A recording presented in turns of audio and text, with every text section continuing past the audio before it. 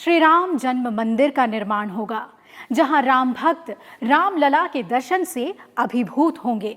हिंदुओं के जीवन मूल्यों के आदर्श मर्यादा पुरुषोत्तम भगवान राम की कथा रामायण हमारे संस्कार की नींव है। भारत में ही नहीं बल्कि दुनिया के अनेक हिस्सों में भगवान राम उतने ही लोकप्रिय और आदरणीय हैं जितने भारत में। रामायण दुनिया भर में पहुंची।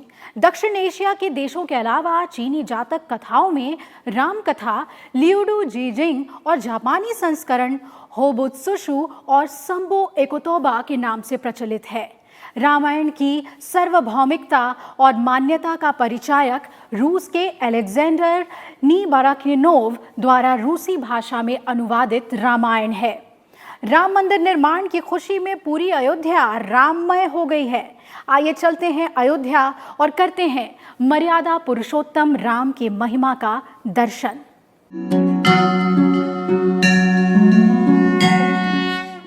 तन में राम, मन में राम, घट घट में राम, सब में राम, राम में सब। जन्म से मरण तक जीवन के हर प्रश्न और दुविधा का उत्तर हैं श्री राम। मानव जीवन के प्रेरणा स्रोत भगवान राम संस्कार के रूप में हर किसी के जीवन में शामिल हैं। उन्हीं श्री राम की जन्मभूमि में मंदिर निर्माण उस स्वप्न की तरह है जो जीवंत होने वाला है। अयोध्या में बहुप्रतीक्षित राम मंदिर के निर्माण की नींव प्रधानमंत्री नरेंद्र मोदी रखेंगे। इस ऐतिहासिक दिन को यादगार बनाने के लिए देश और दुनिया में उत्साह के साथ तैयारी की जा रही है। लियुडू जीजिंग और जापानी संस्करण होबुत्सुशु और संबो एकोतोबा के नाम से प्रचलित है। रामायण की सार्वभौमिकता और मान्यता का परिचायक रूस के अलेक्जेंडर नीबाराकिनोव द्वारा रूसी भाषा में अनुवादित रामायण है। राम मंदिर निर्माण की खुशी में पूरी अयोध्या राममय हो गई है। आइए चलते हैं अयोध्या और करते हैं मर्यादा पुरुषोत्तम राम की महिमा का दर्शन।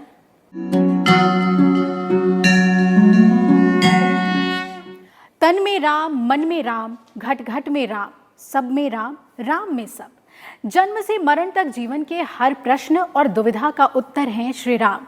मानव जीवन के प्रेरणा स्रोत भगवान राम संस्कार के रूप में हर किसी के जीवन में शामिल हैं। उन्हीं श्री राम की जन्मभूमि में मंदिर निर्माण उस स्वप्न की तरह है जो जीवंत होने वाला है। अयोध्या में बहुप्रतीक्षित राम मंदिर के निर्माण की नींव प्रधानमंत्री नरेंद्र मोदी रखेंगे। इस ऐतिहासिक दिन को यादगार बनाने के लिए देश और दुनिया में उत्साह के साथ तैयारी की जा रही है।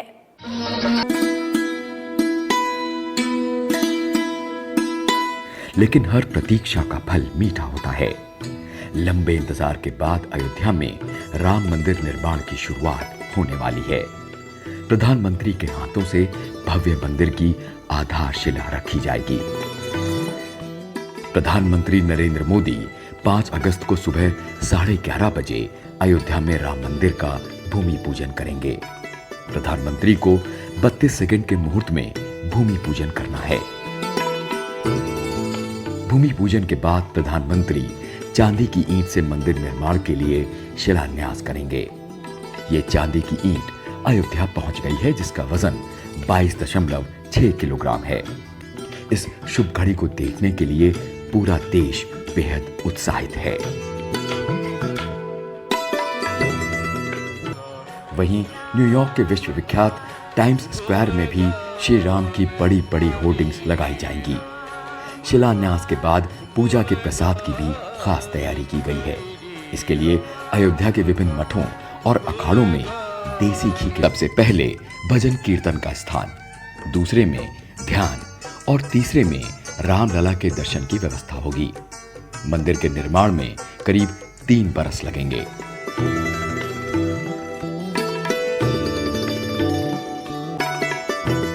मंदिर के दूसरे तल पर राम दरबार होगा, जहां भगवान श्री राम, माता सीता और लक्ष्मण के साथ हनुमान जी विराजमान होंगे। माना जाता है कि स्नेह का प्रतीक गुलाबी रंग भगवान श्री राम और माता सीता को बेहद पसंद है। इसलिए अयोध्या में राम जन्मभूमि में बनने वाला राम मंदिर गुलाबी रंगों के पत्थरों से बनाया जा रहा है।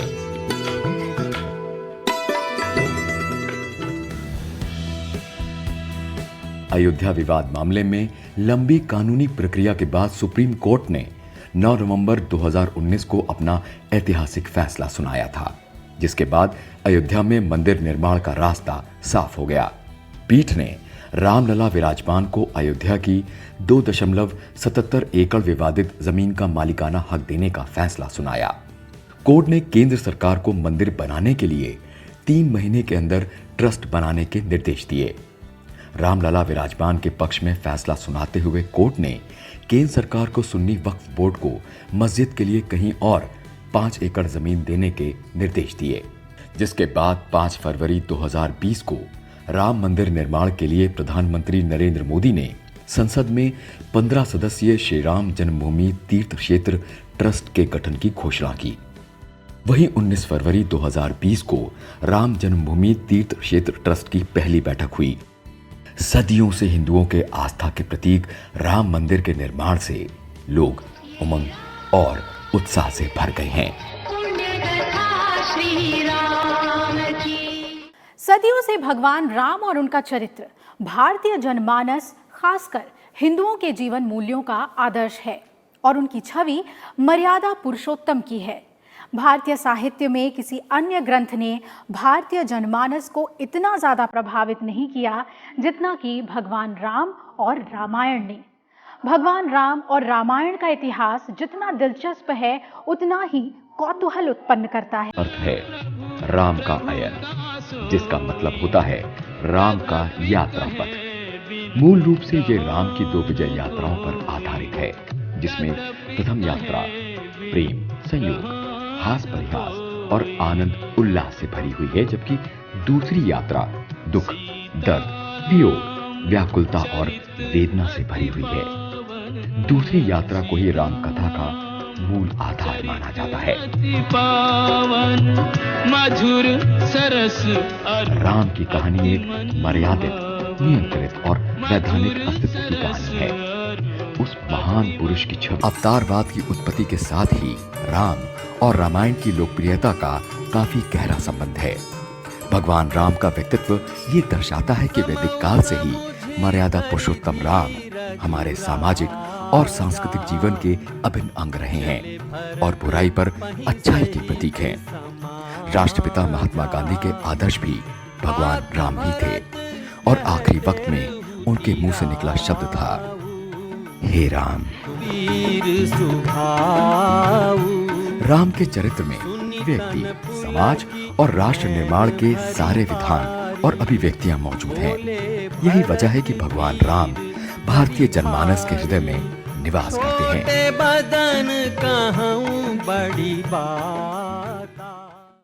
भगवान राम हमारे आदर्श पुरुष हैं। हर भारतीय घर में पूजे जाते हैं, लेकिन सिर्फ भारत ही नहीं बल्कि दुनिया के अनेक हिस्सों में भगवान राम उतने ही लोकप्रिय और आदर के साथ देखे जाते हैं जितने कि भारत में। इसे देखकर ऐसा लगता है कि राम का राज्य भारत में ही नहीं विदेशों में भी फैला हुआ है।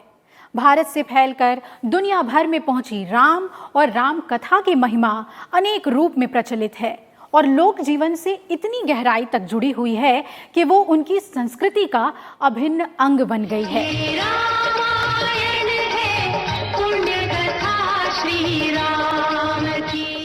पहली शताब्दी से लेकर 9वीं शताब्दी के बीच रामायण दुनिया के कई देशों में पहुंचती गई और वहां के सामाजिक और सांस्कृतिक जीवन का हिस्सा बन गई। इस दौरान रामायण और रामकथा न केवल बर्मा यानी कि आज का Myanmar, Thailand, Kampuchea, Laos, Vietnam, Malaysia, Indonesia, Philippines, Tibet, चीन, जापान, मंगोलिया, तुर्किस्तान, श्रीलंका और नेपाल तक पहुंची, बल्कि वहां फलती फूलती भी रही, जो आज भी उनके गौरव का प्रतीक है। फिलीपींस के इस कलाकार की भाव भंगिमाएं और रूप भारतीय रामलीला के चिरपरिचित रावण की तरह डरावनी तो नहीं है, लेकिन ये प्रमाण है राम और रामायण की वैश्विक पहचान का। For I am the great God, nothing can defeat. दुनिया के कई देशों में राम और रामायण के चरित्रों की अपनी अपनी व्याख्याएं और चित्रण हैं, लेकिन कहानी कमोबेश एक, असत्य पर सत्य की विजय।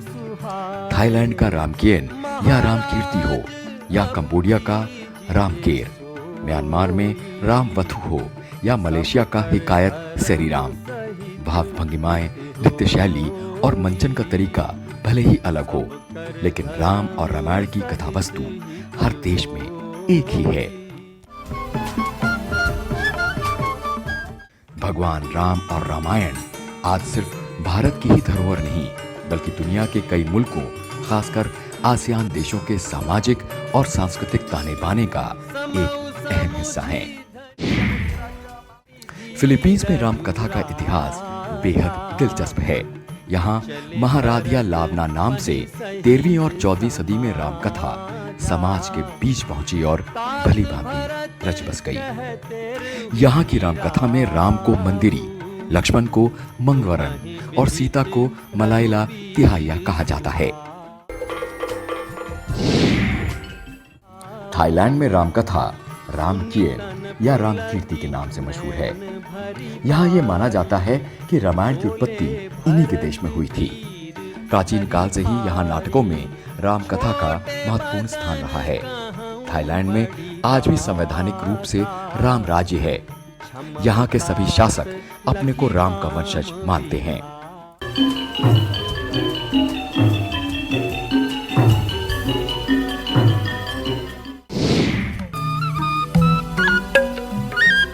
वैसे तो म्यांमार में ईसा पूर्व में ही राम कथा पहुंच चुकी थी, लेकिन 18वीं सदी में यूतों ने थाईलैंड के रामायण के आधार पर ही रामयागन की रचना की, जो बर्मा का सबसे लोकप्रिय महाकाव्य माना जाता है। रामायण के मंचन को म्यांमार की स्थानीय भाषा में यामफे कहते हैं।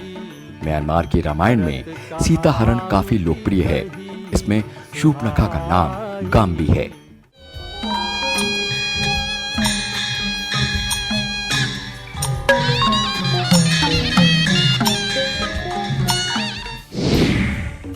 इतिहासकारों का मानना है कि पहली शताब्दी से भारतीय व्यापारी कंबोडिया आने लगे थे और उन्होंने ही रामायण और भारतीय संस्कृति का यहाँ प्रचार प्रसार किया। 9वीं और 13वीं शताब्दी के बीच कंबोडिया की प्राचीन राजधानी अंकोर वाट के मंदिरों पर रामायण के बहुत से शिलाचित्र अंकित हैं। कंबोडिया की रामायण को राम कीर्ति कहते हैं। यहाँ की रामायण में भी असत्य पर सत्य की जीत दिखाई गई है।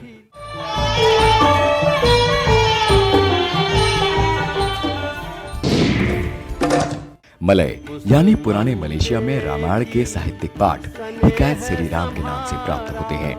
हिकायत सेरी राम ग्रंथ में रावण के चरित्र से लेकर राम जन्म, सीता जन्म, राम सीता विवाह, राम वनवास, सीता हरण, युद्ध और राम सीता मिलन तक की कथा है। हिकायत सेरी राम ग्रंथ पर रंगनाथ और कम्बन रामायण की रचनाओं का प्रभाव है।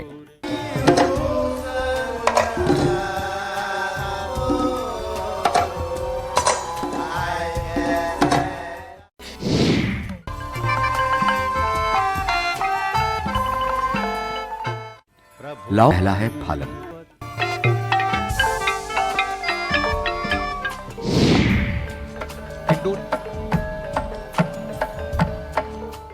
इंडोनेशिया में राम और रामायण का प्रचार प्राचीन काल से ही हो चुका था। इसका प्रमाण 9वीं शताब्दी में यहाँ के शिव मंदिर के शिलाचित्रों से मिलता है। 9वीं शताब्दी तक जावा में रावण, लंका, भरत, राम और सीता जैसे नाम प्रचलित हो चुके थे।